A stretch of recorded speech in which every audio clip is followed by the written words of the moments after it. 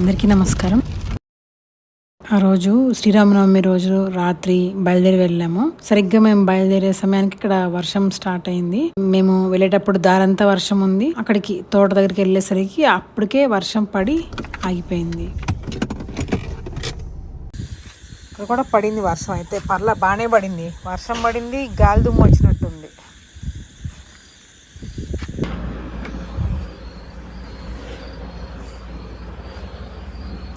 Good morning మళ్ళీ. Good morning నాన్న. పడుకో కాసేపు, ఇప్పుడే వద్దు బయటికి. చూడు కోకిలారు వస్తుంది, వెళ్దామా? పిలుస్తుంది రమ్మని, వెళ్దామా నాన్న?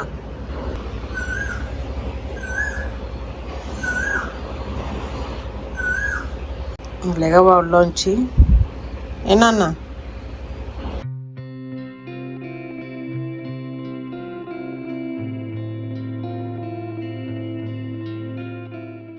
స్టే. అస్సలు రావద్దు బయటికి. నేను చెప్పే వరకు రాకూడదు బయటికి. స్టే. గుడ్ మార్నింగ్ మళ్ళీ. Shake hand. షేక్ హ్యాండ్ మళ్ళీ. షేక్ హ్యాండ్ ఇవ్వాలి. Shake hand. Shake hand. Thank you మళ్ళీ. ఇవ్వకపోయి నేను తీసుకుంటా. షేక్ హ్యాండ్ మళ్ళీ. Thank you. Very good, very good మళ్ళీ. మళ్ళీ షేక్ హ్యాండ్ ఇవ్వు. Shake hand. థ్యాంక్ యూ మళ్ళీ. Good baby. అన్నీ అన్నీ అన్నీ వచ్చమ్మా మళ్ళీ. Good baby. మంచిదమ్మా మళ్ళీ, బంగారం.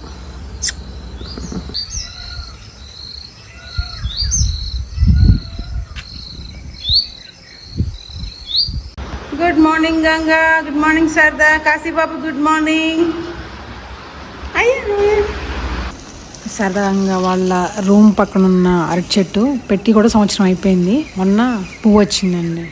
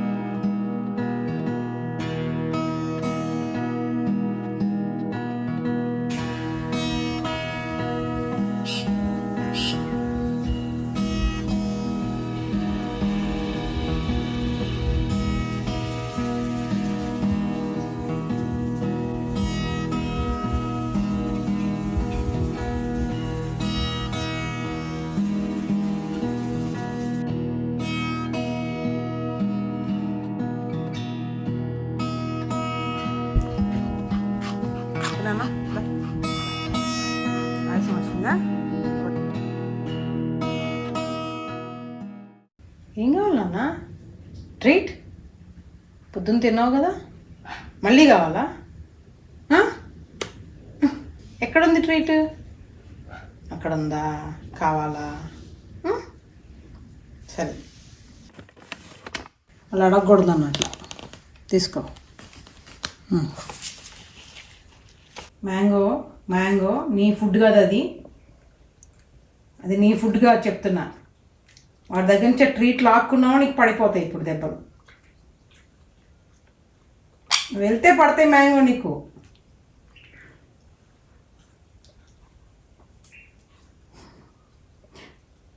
తప్పు మ్యాంగో. బాల్ తాడుకో.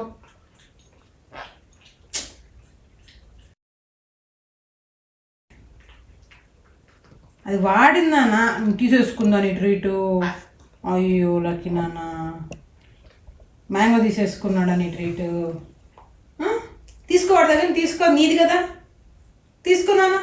తీసేసుకో. ఇచ్చే మ్యాంగోలో. ఏయ్ అది రాక్షసి మ్యాంగో. వాడి ఫుడ్ నువ్వు తింటావు, నీది నువ్వే తింటావు. అన్నీ కావాలి, అన్నీ అన్నీ.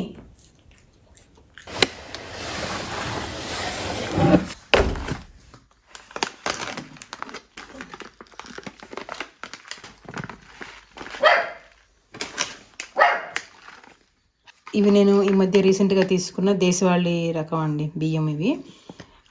అంటే నేను యాక్చువల్గా ఇది ఇంద్రాయణి రైస్ తీసుకుందాం అనుకున్నాను, చెప్పాను కదండి ఒక వీడియోలో. అప్పుడే ఆ వీడియోలో చెప్పినప్పుడే నాకు ఇద్దరు చెప్పారండి. కూజీ పటాలియా రైస్ ఫస్ట్ టైం విన్నానండి దీని పేరు, అసలు అప్పుడు దాకా నేను ఎప్పుడు వినలేదు. తర్వాత మైసూర్ మల్లిక, ఈ రెండు ట్రై చేయమని చెప్పారు. మైసూర్ మల్లిక రైస్ పేరు విన్నానండి, కానీ కూజీ పటాలియా రైస్ పేరు ఎప్పుడు వినలేదు. పేరు కూడా కొంచెం గమ్మత్తుగా ఉంది. ఇవే సేమ్ ఇంట్లో కూడా తెప్పించాను, ఇంట్లో కూడా ఉన్నాయి. మైసూర్ మల్లిక రైస్ ట్రై చేశాను, ఇంట్లో వండాను ఒక 4 సార్లు. కూజీ పటాలియా కూడా ఉన్నాయండి 4 సార్లు. ఈ రెండిట్లో నాకు మంచిగా అనిపించింది అంటే, మనం రోజువారీ తినే బియ్యం లాగా అనిపించింది ఏంటంటే కూజీ పటాలియా అండి. దేశవాళీ ఏంటంటే కొద్దిగా గట్టిగా ఉంటాయండి బియ్యం, ఏదైనా హార్డ్గా ఉంటాయి. వాటిని ఖచ్చితంగా కనీసం ఒక 2 నుంచి 4 గంటలు నానబెట్టిన తర్వాత కానీ మనం వండలేము వాటిని. అప్పుడు వండితేనే కొంచెం తినగలుగుతాం, నవలగలుగుతాము. కానీ కూజీ పటాలి అలా లేదండి, మనము వెంటనే అప్పటికప్పుడు కావాలంటే కూడా నానబెట్టకుండా కూడా వండేసుకోవచ్చు. మామూలు బియ్యం ఎలా అయితే 1-2 గ్లాసులు వేసి వండుకుంటామో అలానే ఇది కూడా సేమ్ అండి. 1 గ్లాస్కి 2 గ్లాసుల నీళ్లు పోసి వండేసుకోవటమే. చూసారా బియ్యం కూడా మామూలుగా సన్నగా ఉన్నాయి, చూసారా, లావుగా లేకుండా. ఇదేమో రక్తశాలి అండి, రక్తశాలి రైస్.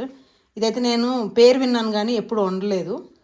ఇది కూడా ఒకసారి వండాలి, కానీ ఇవాళ వండట్లేదు ఇది. అంటే ఇది ట్రై చేయలేదు, ఇంద్రాణి రైస్ ట్రై చేయలేదు. ఈ తర్వాత ట్రై చేస్తాను. ఇవాళ కూజీ పటాలే ఉంటుందండి. ఇది ఎంత ఒక్కొక్కటి 130, 150 అలా ఉంది. చూడండి, రక్తశాలి రైస్ 150. మరి ఇంత పెట్టి రోజు మనము ఆహారం వండుకోవాలంటే ఖరీదే. ఇప్పుడు సోనా మసూరి అనుకుందాము, అవి తిన్నప్పుడు ఎక్కువ తింటాం కదా ఫుడ్, కానీ వీటితో అంత ఎక్కువ తినలేము. కొంచెం తినగానే కడుపు నిండిపోతుంది, ఒక గుప్పెడు మెతుకులు తినగానే కడుపు నిండిపోతుందండి. ఆ విధంగా అవి ఎక్కువ గ్లాసులు ఉండాల్సి వస్తుంది, ఇది కొంచెం వండితే సరిపోతుంది. మాకైతే ఒక టింబావు గ్లాస్ సరిపోతుందండి. ఒక టింబావు మ్యాక్సిమం 1.5 గ్లాసు మాకు సరిపోతుంది, ముగ్గురికి సరిపోతుంది మాకు. ఇప్పుడు ఇలాంటి దేశవాళీ వరి రకాలు మనము తినటం కొంచెం కష్టంగా ఉంటుందండి. మొదట్లో ఎక్కువసేపు నవలాల్సి వస్తుంది, చప్పగా అనిపిస్తుంది కొద్దిగా. అంటే ఏ కూరతో కలుపుకున్నా సరే కొంచెం చప్పగా అనిపిస్తుంది. కానీ ఒక 2-3 రోజులు అలా అనిపించినా కూడా తింటే అండి మెల్లగా ఇవి తిన్నాక అసలు మామూలు బియ్యం తినబుద్ధి కాదండి, అసలు అంత మంచిగా అనిపిస్తుంది. ఇంకొకటి ఏంటంటే అందరూ వీటిని కొనడం అనేది కష్టం అండి. కేజీ 150 పెట్టుకోవాలంటే నిజంగానే చాలా కష్టం. కాకపోతే మేము కూడా ఏం చేస్తాము, రోజు తినము వీటిని. ఎప్పుడైనా వారంలో 2 రోజులు కానీ 3 రోజులు కానీ మాత్రమే తింటాము, అది కూడా ఒక్క పూటే తింటాము. ఒక సగటు మనిషి మామూలు బియ్యం 1.5 గ్లాసు తినగలిగారు అనుకోండి, ఇది 1/2 గ్లాసు మాత్రమే తినగలుగుతాం మనం. అంటే పచ్చి బియ్యము ఒక 1/2 గ్లాసు తీసుకుంటే ఉడికితే ఎంత వస్తుందో అంత మాత్రమే, ఆ 1/2 కప్పు మాత్రమే తినగలుగుతాం అనమాట. ఆ విధంగా మరి తక్కువ క్వాంటిటీ తింటున్నాం కాబట్టి కొంతవరకు తక్కువే ఖర్చు అవుతుంది. అంటే మొత్తం అని చెప్పలేను కానీ కొంత. అందుకే ఎవరైతే కొనుక్కోగలరో వాళ్ళు ఇలాంటి బియ్యాన్ని కొని వాడటం స్టార్ట్ చేస్తే మన ఆరోగ్యానికి మంచిది. మీకు ఒక విషయం చెప్తున్నా అండి, ఎవరైతే రైతులు వీటిని పండిస్తారు కదా వాళ్ళకి ఏమంటుంది, ఎలా అయినా సరే దేశవాళీ వరి రకాలని కాపాడాలి, వీటిని పండించాలని అనుకునే ఒక స్పృహ ఉన్న వాళ్ళు ఇలాంటివి పండిస్తారండి. వాళ్ళు కావాలంటే ఏముంది, సోనా మసూరి వేసేసి నాదేం పోయిందని వదిలేయచ్చు కదా. అలా కాకుండా కష్టపడి ఈ విత్తనాలని వెతికి వీటిని వేసి పండించారంటే వాళ్ళకి ఈ విత్తనాన్ని కాపాడాలని ఒక స్పృహ, బాధ్యత ఉన్నట్టే కదండి. మరి అలాంటి వాళ్ళని మనం సపోర్ట్ చేయాలి. మీకు లోకల్ ఎక్కడైనా స్థానికంగా ఎవరైనా మీకు తెలిసిన రైతులు ఇలాంటి వరి రకాలని పండిస్తుంటే వాళ్ళ దగ్గర బియ్యాన్ని, మనము ఊర్లోకి వెళ్తాం కదండి సెలవులకి, అప్పుడు తెలుస్తుంది కదా మనకి ఎవరు పండిస్తారో కనుక్కొని వాళ్ళ దగ్గర తీసుకొని ఒక్కసారి బల్క్లోకి తెచ్చుకొని, అంటే బల్క్లో తెచ్చుకుంటే కొంచెం ఇంతకన్నా తక్కువ కూడా పట్టొచ్చు అండి. అలా తెచ్చుకొని వాడుతూ ఉంటుంటే పండించే రైతులు కూడా ఇంకొకసారి వేయాలనుకుంటారు. మనం కొంట మానేసాం అనుకోండి, వాళ్ళు కూడా అవి ఏం చేయాలో తెలియక మార్కెట్ చేసుకోలేక వాటిని పండించడం ఆపేస్తారు. ఆ విధంగా మళ్ళీ మెల్లగా విత్తనం అనేది అంతరించిపోతుంది. ఇలా పండించే వాళ్ళని మనమే సపోర్ట్ చేయాలండి. సరే, అన్నం వండుకోలేకపోయినా దోశల పిండిలోనే వేసుకొని వాడటం అలవాటు చేసుకున్నాం అనుకోండి, ఆ విధంగా మనం దేశవాళీ వరి రకాలని కాపాడిన వాళ్ళం అవుతాము. ఎవరైతే రైతులు వీటిని పండిస్తారు కదా వాళ్ళ ఇంట్లో వాళ్ళందరూ దాన్ని అపోజ్ చేస్తారండి. వాళ్ళ ఇంట్లో ఉండే పెద్దవాళ్ళు ఉంటారు కదా, నేను ఎంతమంది కనీసం 10 మంది దగ్గర నుంచి మాట్లాడినాను, నీకేమైనా పిచ్చా, ఎందుకు వేస్తున్నావు బియ్యం, ఎవడు కొంటారు అసలు, ఎందుకు వేయటం అని చెప్పి ఇంట్లో అందరూ అపోజ్ చేస్తారు. అయినా సరే వాళ్ళని కాదని ఎదిరించి పండిస్తారు. పండించాక కొనకపోతే అప్పుడు వాళ్ళ అన్నమాట నిజమవుతుంది కదండి. అందుకని దయచేసి ఈ బియ్యం ఎవరికి వీలైతే వాళ్ళు కొని వాడటం అలవాటు చేసుకుందాం. వారం అంతా అని చెప్పట్లేదు, కనీసం వారంలో ఫస్ట్ ఒక రోజుతో స్టార్ట్ చేసి 2 రోజులు 3 రోజులు అలా అంత వాడినా చాలండి. ఈ పండించే వాళ్ళు ఇంకా ఉంటూనే ఉంటారు. ఇక మన డిమాండ్ ఎక్కువైంది అనుకోండి, వాళ్ళు కూడా సప్లై చేసే వాళ్ళు కూడా పెరుగుతారు. ఇవాళ అయితే నేను ఈ కూజీ పటాలియా రైసే వండుతున్నానండి. త్వరగా ఉడికిపోతుంది, పెద్దగా నానబెట్టాల్సిన అవసరం లేదు కాబట్టి ఇది వండుతున్నాను. ఇంకో గ్లాసు తర్వాత ఇంకొక పావు గ్లాసు. అసలు అవసరం పడదు, ఏదో ఇప్పుడున్న ఆకలి ఫీలింగ్కి ఎందుకైనా మంచిదని తీసుకోవాలనిపిస్తుంది. ఇంత పావు గ్లాసు అంతే. ఇది కూడా అంతే అండి, కొంచెం తినగానే ఎక్కువ అనిపిస్తుంది, కానీ నదిలేటప్పుడు వచ్చే ఆ టేస్ట్ ఫీలింగ్ మంచిగా అనిపిస్తుంది అండి. ఇంకా మంచి ఆహారం తీసుకున్న ఫీలింగ్ వస్తుందండి నదిలేటప్పుడు. ఒక్కసారి అడిగితే చాలండి, 2 సార్లు అడగని అవసరం లేదు. 1.5 గ్లాసులకి 3 గ్లాసులు నీళ్ళు తీసుకున్నాను. 1కి 2 నీళ్ళు సరిపోతాయి, కానీ అది ఎలక్ట్రిక్ కుక్కర్లో వండుకుంటాం కదా, అప్పుడు 1కి 2 పర్ఫెక్ట్గా సరిపోతుంది. కానీ బయట విడిగా ఉండాలనుకున్నప్పుడు కొద్దిగా బయట ఆవిరి వెళ్ళిపోతుంది కదా, కొంచెం ఎక్కువ. అది కూడా రాతి పాత్రలో వండుతున్నాను కాబట్టి కొంచెం ఎక్కువ తీసుకున్నాను. కొంచెం ఒక ఉడికి వచ్చే వరకు కొద్దిగా ఎక్కువ మంట మీద ఉడికించి తర్వాత బాయిల్ అవ్వటం స్టార్ట్ అవ్వగానే సిమ్లో పెట్టేసి ఉడికిష్టమే అండి. గ్యాస్ వేస్ట్ అవ్వకుండా తొందరగా ఉడికి రావటం కోసం చెప్పి మూత పెడుతున్నాను. గ్యాస్ వేస్ట్ అంటే గుర్తుకొచ్చిందండి, ఇలాంటి సందర్భాల్లో అసలు ఎలక్ట్రిక్ రైస్ కుక్కర్ వాడటమే మంచిది, ఇలా విడిగా వండుకోవటం కన్నా. మాకైతే అసలు గ్యాస్ ఎక్కువ ఖర్చే కాదు. అంటే ఇక్కడైతే ఆల్మోస్ట్ ఇక్కడ 10 నెలలు వస్తుందండి ఒక సిలిండర్. ఇక్కడ ఇంట్లో అయితే 2.5 సిలిండర్లు సంవత్సరానికి మాకు. ఇక్కడ సంవత్సరానికి ఒక సిలిండర్ అయిపోయి, అంటే 10 మంత్స్కి ఒక సిలిండర్ వస్తుంది, తర్వాత ఇంకొక 2 మంత్స్కి ఇంకొక కొత్తది తీసుకోవాల్సి ఉంటుంది. అంతే అండి, మొత్తం మీద మాకు అక్కడ ఇక్కడ కలిపి సంవత్సరానికి ఒక 3.5 గ్యాస్ సిలిండర్లు మాత్రమే ఖర్చు అవుతాయండి. ఇవాళ చారు కూడా చేస్తున్నాను. నా రోజువారీ వంటలకు ఎక్కువగా రాతి పాత్రలే ఉపయోగిస్తుంటానండి. ఇంట్లో ఇక్కడ 2 దగ్గరలో వండితే మాత్రం రాతి పాత్రల్లోనే ఎక్కువగా వండుతాను. మిగిలిన వేరే కూడా ఉన్నాయి, వాటిలో కూడా వండుతాను, కానీ ఎక్కువగా వీటిలోనే వండుతాను రోజువారీ. ఇవన్నీ బాగుంటుందండి, రాతి పాత్రలో వండుకుంటే చాలా మంచిగా ఉంటుంది, టేస్ట్ చాలా బాగుంటుంది. కొద్దిగా రాయి వేడెక్కే వరకు టైం పడుతుంది, కానీ ఒక్కసారి వేడెక్కిందంటే మాత్రం ఎంత వేగంగా తొందరగా కుక్ అయిపోతుందండి. ఇది చారు గిన్నె, చారు చేస్తున్నాను. ఇంట్లో ఇక్కడ ఉప్పులు పప్పులు ఏమైనా సరే ఫ్రిడ్జ్లోనే పెట్టుకోవాలండి. ఏదైనా సరే బయట పెట్టామంటే, అంటే రోజు వాడాం కదా, రోజు వాడకపోయేసరికి ఇప్పుడు ఒక వారం వచ్చి వంట చేయను, అలా బయట ఎక్కువసేపు ఉంటే అవన్నీ పురుగు పట్టేస్తాయి కదా, అందుకని చెప్పి ఏమన్నా సరే అన్నీ ఫ్రిడ్జ్లోనే అండి. మొత్తం బయట పెట్టామంటే బూజు వచ్చేస్తుంది అన్నిటికీ. చివరికి చారు పొడి ఇవి కూడా ఫ్రిడ్జ్లోనే ఉంటాయి. ఇది చారు పొడి కదా, అవిసె గింజలు, తర్వాత ఇవి సన్ఫ్లవర్ విత్తనాలు, గుమ్మడి విత్తనాలు, ఇవి ఆల్మండ్స్, మునగాకు పొడి, పొద్దున్నే కషాయంలో తీసుకోవడానికి మునగాకు పొడి, ఇవన్నీ కూడా ఫ్రిడ్జ్లోనే ఉంటాయండి. మొన్నే మొత్తం ఫ్రిడ్జ్ సర్దుకొని నీట్గా ఆ ప్యాకెట్స్లో ఉన్న వాటిని తీసి దీంట్లో నింపాను వీటిని. మళ్ళీ ఇవి అయిపోగానే మళ్ళీ నింపుకోవటం అట్లా అండి. ఈ చారు పొడి నేను ఇంట్లో నేనే చేసుకుంటాను. ఇది ఎలా అంటే కందులు, బియ్యము, సొంటి, ధనియాలు, కొంచెం ఆవాలు, మెంతులు, ఇంగువ, జీలకర్ర అవన్నీ వేసి తయారు చేసిన చారు పొడి అండి. ఇది చాలా బాగుంటుంది టేస్ట్. అసలు చేసిన పూట కన్నా కూడా రెండో పూట తింటే ఎంత బాగుంటుందో అండి ఈ చారు. దీంట్లో మిరియాలు చెప్పడం మర్చిపోయాను, మిరియాలు కూడా ఉన్నాయి. ఇంకేదో 1-2 మర్చిపోయి ఉంటాను. మన తోటలో వచ్చిన కరివేపాకే అండి. నేను కూరల్లో కరివేపాకు ఎక్కువగా వాడతాను. కొత్తిమీర కూడా మన తోటలో కోసుకొచ్చింది, మిర్చి కూడా మన దాంట్లోనే, టొమాటో మన దాంట్లోనే. మునక్కాడు కావాలి వచ్చిన ఒకటి దొరుకుతుందా? ఇదిగోండి, చారులోకి టొమాటోలు 2 తీసుకున్నాను, ఒక ఉల్లిపాయ, కొత్తిమీర, కొంచెం బెల్లము, చింతపండు, కరివేపాకు, ఉప్పు.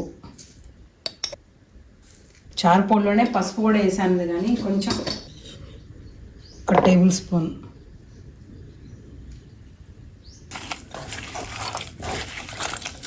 నేను చాలాసార్లు గమనించాను, అన్నం తినేటప్పుడు ఇలా చారులో ఇవన్నీ ఉంటాయి, కిందకి వెళ్ళిపోతాయి, ఇవి పైనకి చారు వచ్చేస్తుంది కదా, పైన చారు వేసేసుకొని వీటిని తినకుండా పడేస్తూ ఉంటారు. అట్లా చాలాసార్లు నేను గమనించాను.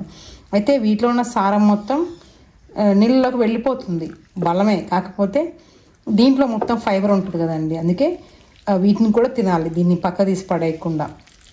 మేమైతే ఖచ్చితంగా చారులో వేసిన మహా అయితే ఒక చింతపండు తగిలితే మాత్రం పక్కన పెడతామేమో, కానీ మిగిలిన ఏది పొరపాటును కూడా పడేయమండి. ప్రతిదీ నవిలి చక్కగా ఇది కూడా చారు కాగిన తర్వాత ఇది కూడా తినేస్తాము.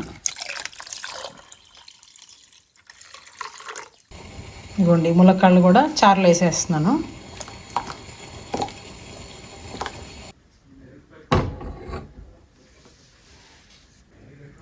చారు తయారు చేసేలోపు అన్నం కూడా రెడీ అయిపోయింది చూడండి. రెడీ కూడా అయిపోయింది. కట్టేస్తున్నాను స్టవ్. నెక్స్ట్ ఇవాళ క్యారెట్ ఫ్రై కూడా చేస్తున్నాను. ఫ్రైలోకి పచ్చిమిర్చి, కరివేపాకు, లేతగా ఉన్న కరివేపాకు, కొత్తిమీర, పుదీనా. కొంచెం కాదు, నేను కొంచెం కారం ఎక్కువ వేస్తాను. ఒక 3 టీ స్పూన్ల కారం, ధనియాల పొడి, గరం మసాలా ఎక్కువ వేయకూడదు, కొంచెమే ఉంది కదా క్వాంటిటీ. అల్లం వెల్లుల్లి పేస్ట్ కూడా కొంచెమే చాలు. ఇంతే అల్లం వెల్లుల్లి పేస్ట్, జీడిపప్పు, పల్లీలు, ఎండుమిర్చి. చాలా బాగుంటుందండి పుదీనా వేస్తే. కరివేపాకు వేసాను, కొత్తిమీర వేసాను. కరివేపాకు చూడండి ఎంత వేస్తున్నాను. లేతగా ఉన్నాయి కాళ్ళు, అందుకే వేసేసాను. తర్వాత పచ్చిమిర్చి. ఇప్పుడు దీంట్లో వేసిన దాంట్లో ఒక్కటి కూడా మేము ప్లేట్లోంచి తీసి పక్కన పెట్టాము. లేతగా ఉన్నాయి కాబట్టి కరివేపాకు కాళ్ళు తినేస్తాము, పచ్చిమిర్చి తినేస్తాము, ఎండుమిర్చి, ప్రతిదీ దీంట్లో ఏది అసలు మేము ఆల్మోస్ట్ ఏ కూర వండినా సరే దాంట్లోంచి తీసి పక్కన పెట్టేలాంటి ఏమి ఉండండి అన్నీ తినేస్తాము.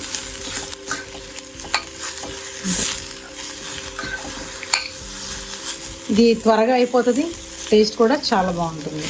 దీంట్లో కొద్దిగా పచ్చి కొబ్బరి తురుము కానీ ఎండు కొబ్బరి కూడా వేసుకోవచ్చు, కానీ నేను ఇవాళ వేయట్లేదండి. అది కూడా వేస్తాను ఎప్పుడు, వాళ్ళు ఎందుకో అది వేయట్లేదు. ఇంత లేట్ అయినా సరే ఒక 15 నిమిషాల్లో అయితే అయిపోతుందండి ఈ కూర. అంతే, చాలా సింపుల్. నేను కలిపేలోపే ఇవన్నీ ఇట్లా మగ్గిపోయినాయి. అంతే, కుక్కర్ 2 నిమిషాలు నుంచి తీసేస్తాను అంతే. మొన్న వారం వెళ్ళినప్పుడు ఇసుక, మట్టి, కంపోస్ట్, ఊక ఇవన్నీ కలిపి ఒక బెడ్లా తయారు చేసాం కదండి. అది ఒక వారం రోజులు అలా వదిలేసాము, ఎందుకంటే దాంట్లో వేడి ఉంటుంది కదా, అది పోవటం కోసం అలా వదిలేసాము. ఇప్పుడు మొన్న వెళ్ళినప్పుడు దాంట్లో నాటు బొప్పాయి, నాటు మునగ, నాటు మిర్చి ఇవన్నీ విత్తనాలు నారులాగా వేసామండి దాంట్లో. ఆ తర్వాత గేట్ దగ్గర ఇంకా ఫెన్సింగ్ ఆనుకొని కొంచెం గుబురుగా ఉన్నాయండి, అన్ని మొక్కలు పొదల్లాగా ఉన్నాయి. వాటన్నిటిని తీసేసాము. కొన్నేమో ముళ్ళ పొదలు లాంటివి చిన్నవి ఉంటే తీసేసాము. ఇంకా కొన్నేమో మెక్సికన్ సన్ఫ్లవర్ మొక్కలండి. అవి అటు ఇటు కాకుండా, అంటే మరి ఫెన్సింగ్ దగ్గరగా కాకుండా మధ్యలో ఉన్నాయి. ఇప్పుడు వాళ్ళ మధ్యలో అటు ఇటు కాకుండా ఉంటే బాగోదని చెప్పి వాటిని అక్కడ నుంచి తీసేసి వెనక్కి జరిపి ఫెన్సింగ్ ఆనుకొని పెట్టాలని చెప్పి అన్నిటిని తీసేసాము. ఎందుకంటే ఈ మధ్య పాములు ఎక్కువగా తిరుగుతున్నాయి కదండి. ఎక్కడైతే ఎక్కువ తిరుగుతూ ఉంటామో మేము ఆ ప్లేసెస్ లో కొంచెము కనపడే విధంగా నేల మీద ఎటువంటి ఏమి ఆకులు కూడా ఏం లేకుండా, మరీ చెట్లు పొదల్లాగా లేకుండా తీసేసాము. ఇంకా ఇదేమో నల్లేరు అండి. ఇది పెట్టి కూడా ఒక 2 ఏళ్ళు అయిపోతుంది. బాగా చెట్ల పై వరకు బాగా పాకేసిందండి ఇది. ఇంతకుముందు ఇది శారదంగా వాళ్ళ షెడ్ ఉండేది కదండి. ఇక్కడ ఆ షెడ్ ముందు అన్ని మెక్సికన్ సన్ఫ్లవర్ ప్లాంట్స్ ఉండేవి. అవన్నీ ఇట్లా ముందు జరిగిపోయి కొంచెం ప్లేస్ తక్కువ ఉండేది ఫెన్సింగ్కి షెడ్కి మధ్యలో. అవన్నీ తీసేయటం వల్ల ఇది స్పేషియస్గా అనిపిస్తుంది. చిన్న పూల మొక్కలు ఏమన్నా పెట్టచ్చు కదని చెప్పేసి మొత్తం నీట్గా క్లీన్ చేసాము. అయితే తీసేసిన మొక్కలు అలా పారేయకుండా ఆ ఫెన్సింగ్ ఆనుకొని దగ్గరలో, అంటే బార్బర్ వైర్ ఫెన్స్ ఉంది కదండి, మొన్న లింక్ ఫెన్స్ కూడా వేసాం కదా, దాని దగ్గరగా ఆనుకొని అవి పెట్టేసామనుకోండి, సరిగ్గా ఒక నెల రోజుల్లోనే మళ్ళీ మంచిగా పెరిగిపోతాయి. అందుకనే పెట్టాలనుకున్నాం. నేను ఈ మొక్కల్ని ఫస్ట్ ఒక 5 years బ్యాక్ అండి, మా పిన్ని వాళ్ళు ఒక ఫోటో షేర్ చేస్తే ఆ ఫోటోలో చూసి ఇవి ఏంటి పూలని అడిగాను. ఇవి ఏం పూలో తెలియదమ్మా, మన ఇంటి పక్క ఆంటీ వాళ్ళ ఇంట్లో కూడా ఉంది, వీటిని మధ్య డెకరేషన్స్లో కూడా, పెళ్లి డెకరేషన్లో కూడా వాడుతున్నారు అంటే పేరు తెలియదని చెప్పింది. సరే అని చెప్పి నేను ఆ ఫోటో షేర్ చేశారు కదా, ఆ ఫోటోని ఒక యాప్లో వేసి చూస్తే అది ఏం పువ్వు అని చూపించింది. అప్పుడు తెలిసింది ఫస్ట్ టైం 5 years బ్యాక్ అది మెక్సికన్ సన్ఫ్లవర్ అని తెలిసింది. ఆ యాప్లోనే ఆ మెక్సికన్ సన్ఫ్లవర్ ప్లాంట్ గురించి, దానికి వల్ల ఉపయోగాలు ఏంటి, దానివల్ల ఇబ్బందులు ఏంటి, అవన్నీ దాంట్లోనే ఇన్ఫర్మేషన్ ఉంటే చూసా. అప్పుడు తెలిసిందండి దాని గురించి నాకు. మెక్సికన్ సన్ఫ్లవర్ ప్లాంట్ అనేది సెంట్రల్ అమెరికా నేటివ్ ప్లాంట్. ఇది ఎక్కువగా వామ్ క్లైమేట్స్లో బాగా పెరుగుతుంది అంటండి. ఇది మనకి ఆల్మోస్ట్ కొంచెం బ్లూమ్స్ ఉంటూనే ఉంటాయి. ఎంత అందంగా ఉంటాయండి పూలు, చాలా బాగుంటాయి. వీటిలో మళ్ళీ కలర్స్ కూడా ఉంటాయి. దీని శాస్త్రీయ నామం వచ్చేసి తితోనియా అండి. దీంట్లో రెడ్, ఆరెంజ్, ఎల్లో ఈ 3 కలర్స్ ఉంటాయి. మనం ఎక్కువగా ఎప్పుడైనా చూస్తే మోస్ట్లీ ఎల్లో కలరే చూస్తూ ఉంటాము, రెడ్, ఆరెంజ్ ఎప్పుడు చూడలేదు. సరే అని చెప్పి ఆన్లైన్లో సీడ్స్ ఆర్డర్ చేస్తే అది ఏదో వేరే పిచ్చి ఫేక్ సీడ్స్ పంపించారండి, అసలు మొలకెత్తలేదు. దాని తర్వాత సంవత్సరం వెతికానండి ఆ మొక్క కోసం. నేను మొత్తం ఎక్కడ దొరకలేదు, ఆన్లైన్లోనే దొరకలేదు, బయట కూడా దొరకలేదు. ఒకసారి మేము దారిలో వస్తుంటే తోటకి మన గవర్నమెంట్ నర్సరీలు ఉంటాయి కదండి, హరితహారం నర్సరీలు, అక్కడ ఫెన్సింగ్లో ఉందన్నమాట. ఆగి అక్కడ వాళ్ళని అడిగి పర్మిషన్ తీసుకొని ఒక 10 చిన్న కాడలు తీసుకొచ్చామండి. కాడలు తీసుకొచ్చి పెడితే ఒక్క వారం రోజుల్లోనే అవి నేను అసలు అది తీసుకొచ్చి పెట్టప్పుడు అవి బతుకుతాయా లేవా, మరీ కొత్తిమీర కాడల్లాగా ఉన్నాయని అనుకున్నాను. అవి పెట్టి కొంచెం నీళ్ళు పెడితే చాలండి, వారం రోజుల్లోనే నాటుకున్నాయి అవి. తర్వాత ఒక నెల రోజులకే అవి పెద్దగా అయిపోయినాయి. అవి ఎంత టాల్గా పెరుగుతాయి అంటే ఒక 10, 12, 15 ఫీట్ల దాకా వెళ్ళిపోతాయండి, అంత టాల్గా పెరుగుతాయి. ఈజీగా త్వరగా పెరిగిపోతుంది. దానికి ఎక్కువగా కేర్ తీసుకొని అవసరం లేదు. వర్షాకాలంలో పెడితే అసలు వాటర్ కూడా ఏమైనా అవసరం లేదండి, ఒకసారి పెట్టి వదిలేస్తే చాలు, అవే పెరుగుతాయి. వాటి పక్క నుంచి మళ్ళీ అవే పుడుతూ ఉంటాయి. దీనివల్ల ఉపయోగాలు ఏంటంటే ఇది పాలినేటర్స్ని బాగా అట్రాక్ట్ చేస్తుంది. అంటే సీతాకోక చిలుకలు, కందిరీగలు, తేనెటీగలు, హమ్మింగ్ బర్డ్స్ ఇవన్నీ మనకి బాగా ఎక్కువగా వస్తాయి దానివల్ల. మళ్ళీ వీటి బ్లూమ్స్ కూడా చాలా అందంగా ఉంటాయి. ఈ మొక్కల్లో మనకి నైట్రోజన్, ఫాస్ఫరస్, పొటాషియం పుష్కలంగా ఉంటాయండి. ఇంట్లో ఉన్న ఒకే ఒక ప్రాబ్లం ఏంటంటే ఇది హైలీ ఇన్వేజివ్ ప్లాంట్. ఒక్కసారి పెడితే ఇంకా వచ్చేస్తూనే ఉంటుంది పొదలుగా. మనం ఎప్పటికప్పుడు వాటిని కొద్దిగా చాప్ చేసేసుకొని వాటిని కంపోస్ట్ కింద వేసుకుంటే దాంట్లో మనకి నైట్రోజన్, ఫాస్ఫరస్, పొటాషియం ఎక్కువగా ఉంటుంది కాబట్టి మంచి ఎరువు తయారవుతుందండి. దాన్ని మనము తోటలో ఎక్కడైనా మొక్కలకి వేసుకోవచ్చు ఎరువుగా. ఆ విధంగా మనం చూస్తే దీనివల్ల అన్నీ చాలా ఉపయోగాలు ఉన్నాయి. జస్ట్ కొద్దిగా ఎక్కువగా గుబురుగా పెరుగుతున్నప్పుడు కట్ చేసేసుకొని ప్రూన్ చేసేసుకుంటే అయిపోతుంది. నేను ఫస్ట్ ఈ మొక్క తీసుకొచ్చి పెట్టినప్పుడు అప్పుడు 5 years బ్యాక్ వీడియోలో చెప్పినప్పుడు ఒకరిద్దరు ఇది చాలా ఇన్వేజివ్ ప్లాంట్ అని చెప్పారు. ఇంకొంతమంది ఏమో దీనికి బాగా గొంగళ పురుగులు పడతాయి అని చెప్పారు. అయినా సరే దానివల్ల ఉన్న ఉపయోగాలు ఏంటో నాకు తెలుసు కాబట్టి గొంగళ పురుగులు వస్తే లేదు చూద్దాం, అసలు నేను కూడా ట్రై చేయాలి కదా అని చెప్పి పెట్టాను. మాకైతే ఎప్పుడు ఇంత గొంగళ పురుగులు కానీ అలాంటిది ఎప్పుడూ రాలేదండి. అది వారి ఎక్స్పీరియన్స్లో వాళ్ళకి అలా అయి ఉండొచ్చు, కానీ మాకైతే ఎప్పుడు వాళ్ళ గొంగళ పురుగులు రాలేదు. తర్వాత వీటన్నిటికన్నా కూడా ఇంకొకటి ఏంటంటే వాటి ఆకులు పశువులకి మేతగా ఉపయోగపడుతుంది. నేను ఇక్కడ ఉన్నప్పుడు సరదాగా ఎప్పుడు వాటి ఆకులు తుంపి ఇస్తే చాలా ఇష్టంగా తినేవండి, చాలా ఇష్టంగా తింటాయి అవి, చక్కగా పెట్టగానే పెరుగుతాయి. సో ఎవరైనా సరే వీటిని పెట్టుకోవాలంటే ఈజీగా మనకి ప్రైవసీ ఉంటుంది, చాలా ఎత్తు పెరుగుతాయి, పూలు వస్తాయి కాబట్టి చాలా అందంగా ఉంటుంది. అసలు దీనికి లో మెయింటెనెన్స్, అసలు 0 మెయింటెనెన్స్ అండి. పెట్టడం వరకే మన పని. వర్షాకాలం కాకుండా ఈ సీజన్లో పెడితే ఒక 4 రోజులు వాటర్ ఇస్తే సరిపోతుంది, నాటుకునే వరకు వాటర్ ఇస్తే చాలు. 2 సీజన్లో పెడితే అది కూడా అవసరం లేదు. ఆ పెరిగిన మొక్కల ఆకుల్ని మనము ఎక్కువగా ఎప్పటికప్పుడు కట్ చేసేసి చాప్ చేసేసి కంపోస్ట్లో వేస్తే దాన్ని చక్కటి ఎరువుగా వాడుకోవచ్చు. సో ఏ విధంగా చూసుకున్నా సరే ఆ మొక్క చాలా మంచిదండి. స్టెమ్ కటింగ్స్ పెట్టేస్తే ఈజీగా పెరుగుతుంది. ఏదైనా ఒక వ్యవసాయ భూమికి మనకు తొందరగా ఒక ప్రైవసీ కావాలి, కనపడకూడదు, ఖర్చు తక్కువ అవ్వాలి, తొందరగా గ్రో అవ్వాలి, ఎక్కువ కేర్ చేయాల్సిన అవసరం లేదు, ప్లస్ అందంగా కూడా ఉండాలి అంటే మెక్సికన్ సన్ఫ్లవర్ ద బెస్ట్ అండి. చాలా మంచిగా ఉంటాయి అవి పెడితే సరిపోతుంది. ఆ విధంగా ఈ మొక్క ఉపయోగపడుతుంది. ఇవాళ ఇక్కడ ఏం చేస్తున్నామంటే ఆల్రెడీ ఇక్కడ ఎగ్జిస్టింగ్ కొన్ని మెక్సికన్ సన్ఫ్లవర్ ప్లాంట్స్ ఉన్నాయి, మీరు చాలాసార్లు వీడియోలో చూసే ఉంటారు. వాటిని మొత్తం తీసేసి కొద్దిగా వెనక్కి జరిపి ఆ ఫెన్సింగ్ దగ్గర మొత్తము కనపడకుండా ఎత్తుగా పెరిగేలాగా కొంచెం నేల తడిపి అక్కడ చిన్న చిన్నవి కొమ్మలు గుచ్చేస్తున్నాయి. వాళ్ళ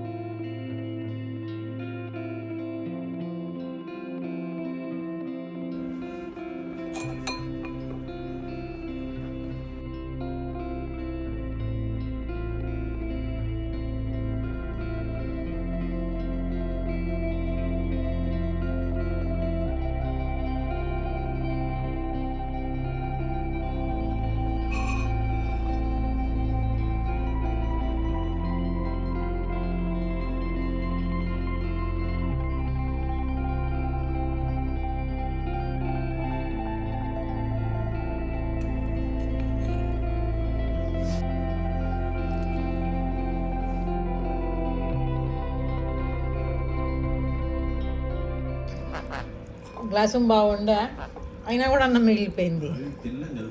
అదే మొన్న లాస్ట్ పెట్టిన వీడియోలో నాగుపాము చూపించాను కదండి. ఆ తర్వాత నిన్న వచ్చినప్పుడు నేను సాయంత్రం పుల్సింగ్ దేమో వాళ్ళు వెళ్ళిపోయారు, ఇంటికి వెళ్ళిపోయారు. సచినేమో ఏదో బయట పని ఉందని వెళ్ళారు.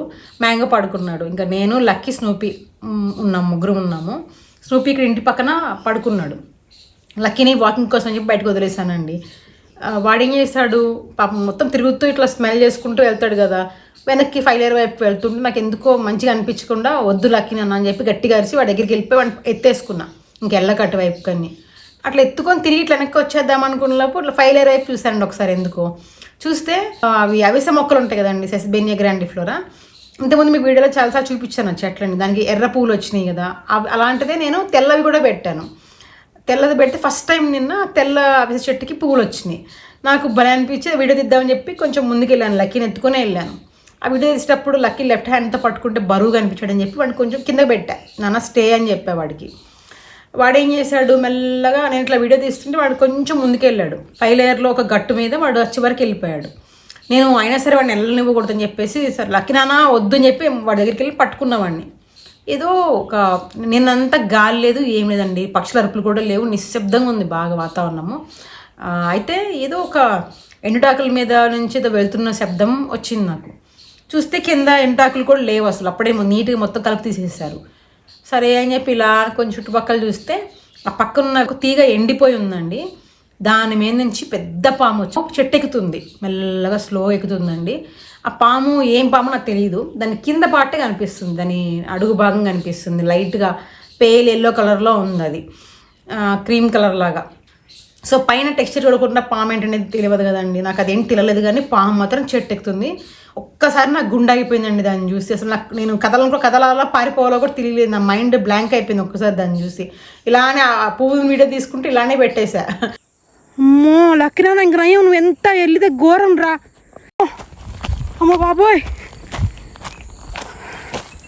ఇంకంతే అండి, వెంటనే లక్కీని ఎత్తుకొని పరిగెత్తుకుంటూ ఇక్కడికి వచ్చేసాను. లక్కీని బయటికి అంత ఫ్రీగా వదిలేయడం కూడా కరెక్ట్ కాదేమో అనిపిస్తుందండి. ఎక్కువగా అలా వదిలేయకుండా ఈ ఇంటి చుట్టూతో కొద్దిగా ఏదైనా చిన్న ప్లేస్ని కన్ఫైన్ చేయాలనుకుంటున్నాం అండి. ఏదైనా చిన్న పికెట్ ఫెన్స్ లాగా ఏర్పాటు చేసి పక్కన గడ్డి ఉంది కదా, ఆ గడ్డి వరకు కొంచెం ఇంటి ముందు వరకు మాత్రం తిరిగేలాగా, ఒకవేళ దాటి బయటికి వెళ్ళాలంటే ఖచ్చితంగా మేము లీష్ వేసి తీసుకెళ్లేలాగా చేయాలని అనుకుంటున్నాము. నాకు రాత్రి పడుకునే ముందు కూడా అండి అది గుర్తు తెచ్చుకుంటే ఎంత భయం వేస్తుందో, లక్కీ బాబుకి అమ్మో ఏమన్నా అయి ఉంటే వాడు అని చెప్పేసి. చిన్న ప్రాణం కదండి. అదే స్నూపీ మళ్ళీ ఉన్నాయనుకోండి, అవి అనవసరంగా తిరగవు అటు ఇటు. వీడు వారంలో 5 రోజులు అక్కడ ఉంటాడు కదండి అపార్ట్మెంట్లో, పాపం అంతసేపు అక్కడ బంధించబడినట్టు రోజంతా ఇంట్లోనే ఉండి ఇక్కడ రాగానే ఒక్కసారి వాడు ఫ్రీ అయిపోయేసరికి ఎక్కువగా తిరుగుతాడు. కొంచెం వాడి టెరిటరీ మార్క్ చేసుకోవడం కోసం చెప్పి మొత్తం తిరుగుతాడండి.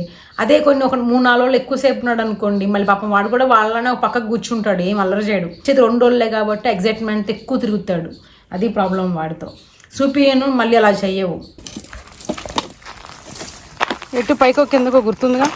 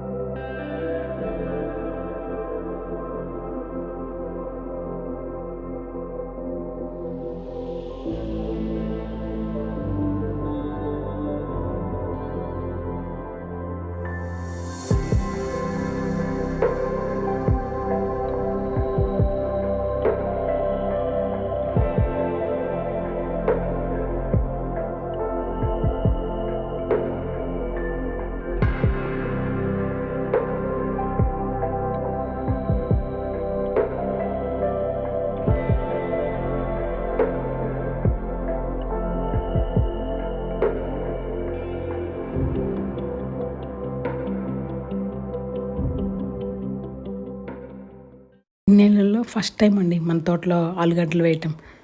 ఫస్ట్ టైం హార్వెస్ట్ చేసాం మొన్న. సుమారుగా 1.5 కేజీన్నర దాకా వచ్చినాయి. దాంట్లో కొన్నేమో దేవమ్మ వాళ్ళకి, కొన్నేమో నేను ఒక 4-5 దుంపలతో నేను ఆ రోజే వంట చేశాను. మిగిలినవన్నీ మళ్ళీ నెక్స్ట్ టైం పెట్టడానికి విత్తనాలుగా ఉంచండి.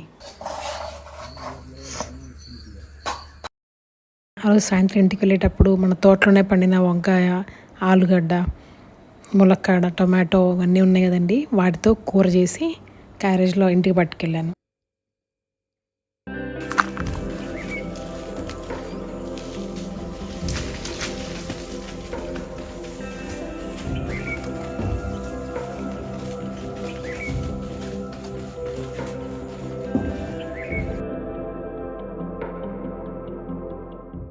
కాశీకి కుడికాల మీద కొంచెం చిన్న దెబ్బ తగిలిందండి, గిరుకుపోయినట్టుగా. నేను కావాలని అంటే ఆ తగిలిన దెబ్బ కన్నా ఏదో పెద్ద దెబ్బ తగిలినట్టుగా బాగా గారాబం చేస్తుంటే వాడు మొహం చూడండి, అసలు మనం చిన్నపిల్లలు ఎలా చేస్తాం, అయ్యో దెబ్బ తగిలిందా నాన్న అని, అలా వాడు కూడా సేమ్ అంతే అండి. ఎక్స్ప్రెషన్ చూడండి ఎంత గారాబంగా పెడతాడో.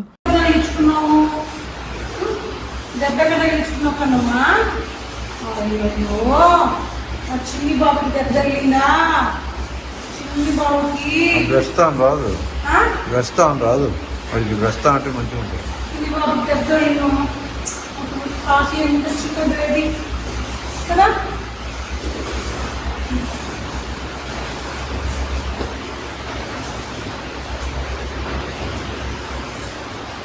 లేదు మామూలు తగ్గిపోతుంది, తగ్గిపోతే ఎక్కువ వేసి కాబట్టి అట్లా తగ్గిపోతుందా?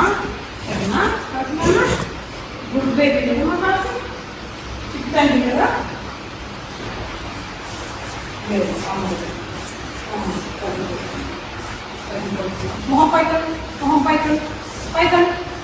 ఈ పళ్ళు చూపి కాసి, ఇంకెన్ని పళ్ళు వచ్చినాయి చూపి. నువ్వు ఎన్ని పళ్ళు వచ్చినాయి పొద్దున్న చూపించావు నాకు ఇప్పుడు చూపి.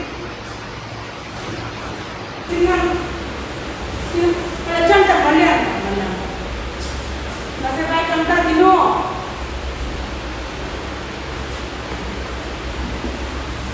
చాలా మొత్తం తిన్న మంచిగానే పోయింది కదా.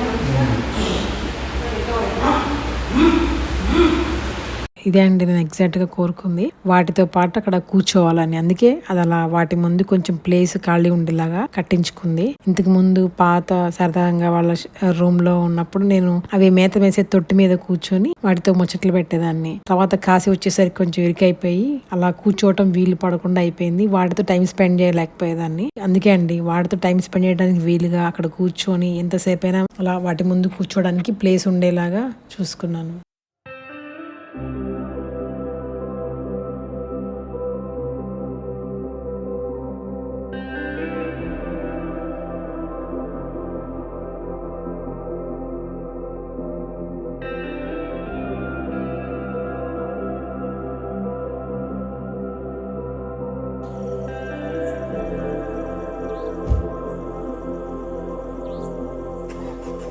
సరే అండి, తర్వాత వీడియోలో మళ్ళీ కలుద్దాము. బాయ్.